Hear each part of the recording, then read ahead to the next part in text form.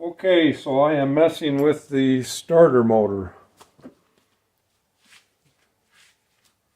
The Bendix gear, the starter motor turns, but the Bendix gear wouldn't engage.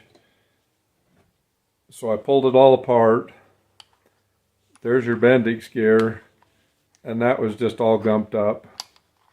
So I've got it cleaned up really well now. I'm going to make sure it's lubed good, put it back together. Hopefully the Bendix gear will start working. Another problem with it was the solenoid. The solenoid's not working either. So I'm going to have to just grab another solenoid. I'll probably be able to find that thing in the part store.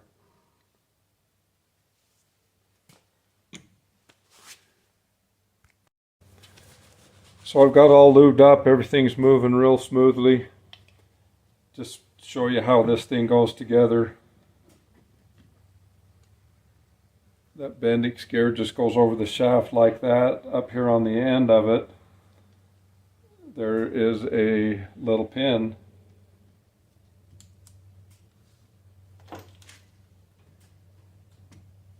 Just slides through that hole. Nowhere for that to go, so it's just kind of loose in there. And then from there we've got this spring that's spring loaded on the end of it, and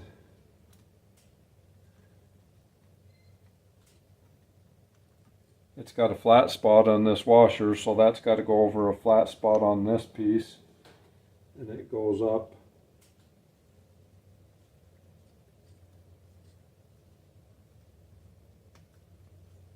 to that second piece that goes there, and then the spring goes on it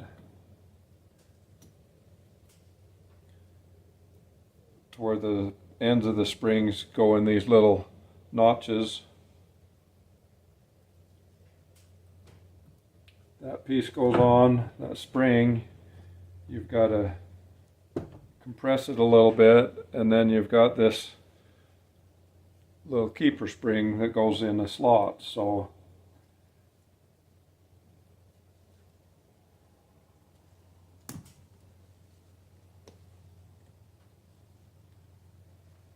just that simple. That Bendix gear's running nice and smooth now.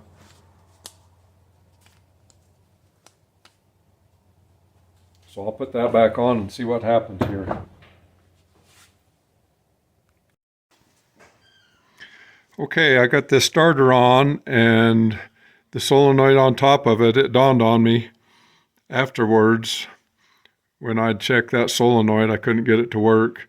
Generally speaking, these solenoids, you gotta, from your starter switch, puts electricity to this little switch, and that's what actuates the solenoid. But this tractor's run a little bit different. The starter button over here only has one wire going to it, so that means the wire runs between that and this, and that grounds the solenoid. So that's how to work it. So my solenoid is working, so all I got to do is ground that and it goes to working. So something else I've done here,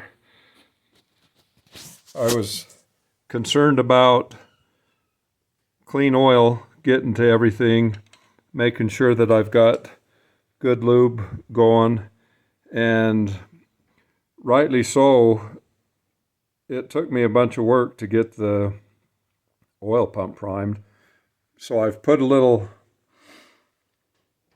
cup of oil there. I've got the oil pump primed, so I was just going to flush out some oil through the whole system to get some clean oil into the whole system.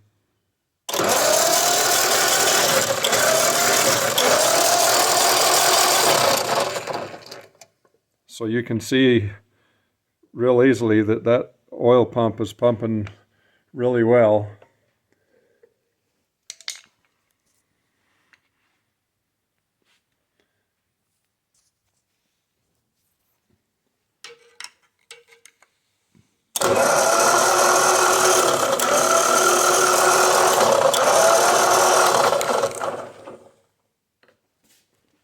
So I feel a lot better about that oil pump, and everything's coming together. Just waiting now for some more parts.